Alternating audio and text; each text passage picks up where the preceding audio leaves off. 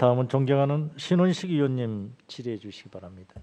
네, 국민의힘 신원식 의원입니다. 아까 앞에서 존경하는 김진표 의원님께서 우주개발진흥법 관련된 말씀하셨는데 저도 아주 100% 동감을 하고 사실 추진 중에 있는데 이건 오후 질의하고 먼저 NLL일 때 우리 국민 피살 사건에 대해서 제가 잠깐 질의를 드리겠습니다. PPT 좀 올려주세요.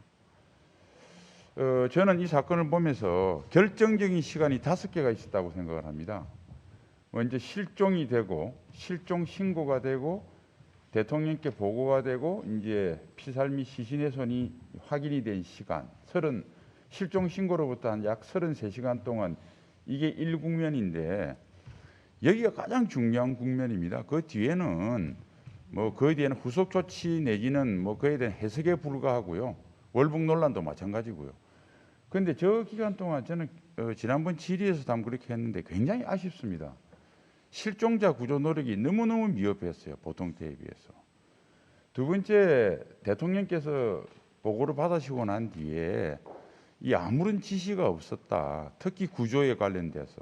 이 문제는 제가 지적하지 않을 수가 없습니다. 그다음에 이제 피살 및 시신훼손이 확인되고 난 뒤에 37시간 동안 북 통지문을 청와대 안보실장께서 공개한 그 37시간 동안 우리 정부의 노력은 사실상 대국민 해명 노력을 하느라고 제 경험상 이게 어떻게 발표할까를 위해서 관계장관 회의도 여러 차례 하고 그다음에 우리 국방부 장관이 청와대 가서 또 장관님이 보고를 하고 이런 쭉 일련의 활동이 있었던 거로 저는 생각을 합니다. 그러니까 사후 조치는 그다음부터 사후 조치인데 핵심은 이제 국민한테 어떻게 설명하는 노력도 물론 당연히 중요하겠지만 대북 경고를 어떻게 하느냐. 그다음에 이것은 북한에 대해서 어떤 우리가 대북 경고를 하든지 뭘 하든지 사실은 북한이 안 받아들이면 그만이기 때문에 유엔이나 국제사회에 갖고 가야 되거든요. 이 노력이 가장 핵심인데 이 노력을 제대로 안 했다. 진짜 할 것을.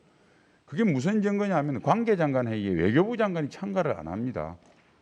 9월 25일 외통위에서 외교부 장관에게 우리 조태영 의원께서 질문을 했는데 자기는 몰랐다, 참석 안 했다고 그럽니다. 그러니까 저 37시간 동안 가장 주무로 일해야 될 사람은 외교부 장관인데 관계장관 회의에 외교부 장관은 초대가 안 됩니다.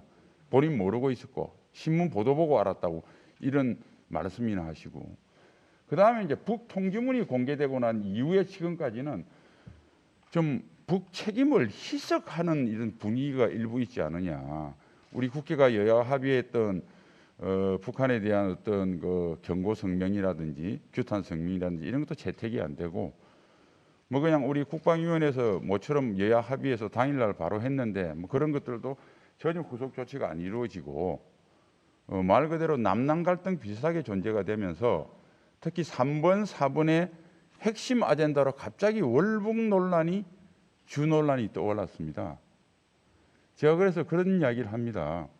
월북이라고 볼 수 있는 정부 측에서 제시한 증거 못지않게 월북이 아니라는 증거도 훨씬 많습니다.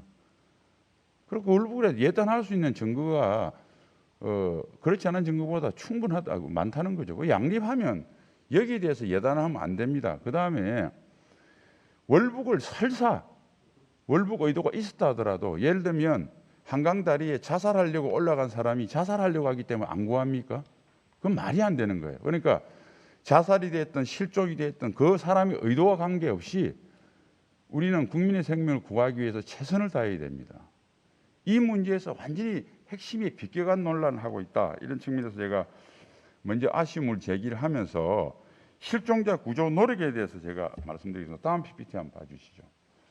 이게 뭐냐면 국제법, 국내법, 남북 간 합의에 의하면 실종자가 어떤 원인에 의해서 해난 구조 사항이 됐느냐는 중요하지 않습니다. 그건 어차피 그 사람을 구하든지 나중에 밝혀질 사항이고요. 일단 해난 구조 사항이 되면 이러한 법규에 의해서 다양한 조치를 해야 됩니다. 장관님, 이러한 법규에 의해서 국방부가 무슨 조치를 했죠? 해경과 함께? 지금 첫날 해경으로부터 접수 받은 다음에 탐색 구조 작전을 해경하고 같이 하였습니다. 탐색 구조 작전 외에는 특별히 하신 게 없잖아요. 그 제가 시간이 없으니까 정상적인 절차라면 이런 절차를 해야 된다는 것을 그냥 한번 말씀드리겠습니다. 우선 구조 절차는 해야 돼요. 그 다음에 서해상 우발적 충돌 방지 두 번째 나와 있는데 저기에 의하면 딱 명시되어 있습니다. 해당 구조 사항이 발생을 하면 남북간에는 국제상선 통신망으로 연락을 하고 국제상선 통신망이 만일 원활하지 못할 때는 발광 신호, 기타 신호로 할 때 남북이 서로 연락하게 돼 있어요. 이런 조치 하나도 안 했습니다. 그 다음에 기타 해사안전법에 의해서 모든 상선이나 국제적으로 다 중국한테까지 중국 어선이나 중국 상선이나 주변 지나가는 하여튼 국제적인 모든 상선에 통보를 해야 됩니다. 해경에 확인하니까 그거 안 했습니다. 그 다음에 이 접경 지역이기 때문에 특수한 사항을 고려해서 일부만 특수한 사항이기 때문에 혹시 북조류에 의해서 북쪽으로 흘러갈 수 있기 때문에 남북 통신을 남북에 대한 채널을 다 가동해야 돼요. 장관님 남북 채널이 몇 개 있는지 아십니까? 채널을 유지하고 있을 때는 9개 갖고 있었습니다. 그거는 서해, 동서해 동해. 군 통신선이고요. 예. 국방부가 그다음에 해경이 적극적으로 제기를 하면 우리가 7.4 공동성명 이후에 있었던 통신선은 끊어졌고요. 예. 도끼 만행 사건 이후에 그 뒤 80년대 복원이 되는데 85년도 남북 적십자 채널이 있어요. 그다음에 92년도에 통일부하고 당국 간 통신이 있고요. 2000년대 들어서 동서해 군 통신선, 이듬해 해사 통신선, 또 이듬해 항공 관제망, 그리고 문재인 정부 들어서서 청와대하고 직통 라인, 그다음에 이번에 위력을 발휘한 국정원하고 통전부 직통 라인, 이게 주체별로 해서 7개 채널이 있고요. 또 군에서는 정전위를 통한 판문점 채널이 있습니다. 8개 주체별로 있고 그 다음에 중요한 게 대내외 언론에 알려야 돼요.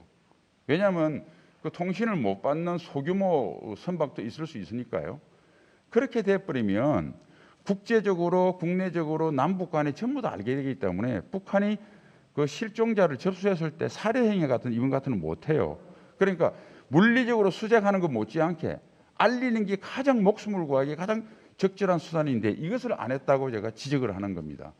그럼 지금도 남북 간에 우리가 북전통문은 받았는데 우리가 필요할 때 군 통신선이나 군에서 할 수 있는 판문점 채널은 지금 정상 작동됩니까? 아니면 우리가 요청하는 거는 북한이 안 받아들이고 북한이 자기 필요할 때만 개통합니까? 지금 유엔사 채널 말씀하시는 겁니까? 유엔사 채널하고 동서해 군 통신선이요. 동서해 군 통신선은 현재 금년 6월 9일 이후에 전혀 받지 않고 있습니다. 장관님, 그러면 아까 제가 쭉 북한이 안 받는 건 어쩔 수 없지만 우리가 한 번이라도 통보하려고 군뿐만 아니라 정부 전체 채널 중에서 한 번이라도 시도한 적이 있습니까? 돌아가신 전에. 해경에서 내비게이션 텔렉스라고 그걸로 통신을 북한 쪽 말고 전체적으로 그 해역에서 통보한 걸로 알고 있습니다. 북한에 대한 채널